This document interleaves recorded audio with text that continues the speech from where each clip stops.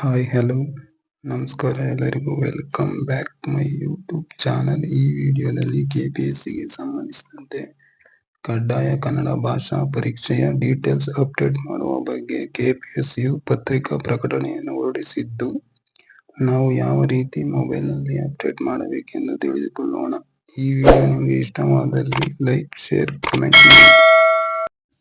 Chrome browser open ಮಾಡಿ. KPSC login ಅಂತ type ಮಾಡಿ. ಅಪ್ಲಿಕೆಂಟ್ ಲಾಗಿನ್ ಅಂತ ಬರ್ತದೆ, ಕ್ಲಿಕ್ ಮಾಡಿ. User name, password, capture code fill ಮಾಡಿ ಸೈನ್ ಇನ್ ಕೊಡಿ.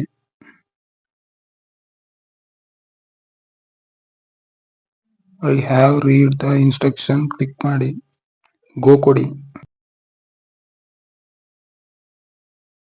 ಕನ್ನಡ ಭಾಷೆಯ ವಿವರಗಳನ್ನು ನವೀಕರಿಸಲು ಇಲ್ಲಿ ಕ್ಲಿಕ್ ಮಾಡಿ ಅಂತಿದೆ. Click here to update click ಮಾಡಿ. ಕೆಪಿಎಸ್ಸಿ ಅಧಿಸೂಚನೆ ಸಂಖ್ಯೆ ಸೆಲೆಕ್ಟ್ ಮಾಡಿ. ನಿಮ್ಮ ಶಿಕ್ಷಣದಲ್ಲಿ ಕನ್ನಡ ಭಾಷೆಯನ್ನು ಅಧ್ಯಯನ ಮಾಡಿದ್ದೀರಾ ಅಂತಲೇ ಎಸ್ ಇದ್ರೆ ಎಸ್ ಕೊಡಿ.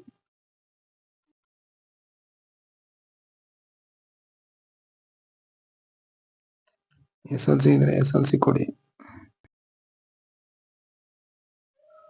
ಫಸ್ಟ್ ಲ್ಯಾಂಗ್ವೇಜ್ ಆಗಿ ಅಧ್ಯಯನ ಮಾಡಿದ್ರೆ ಫಸ್ಟ್ ಲ್ಯಾಂಗ್ವೇಜ್ ಕೊಡಿ. ಸೆಕೆಂಡ್ ಇದ್ರೆ ಸೆಕೆಂಡ್ ಕೊಡಿ.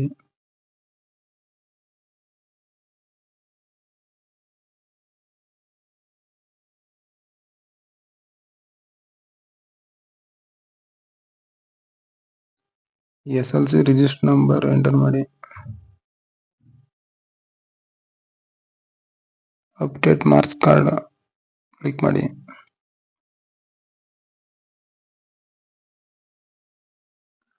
ಸೇವ್ ಕ್ಲಿಕ್ ಮಾಡಿ.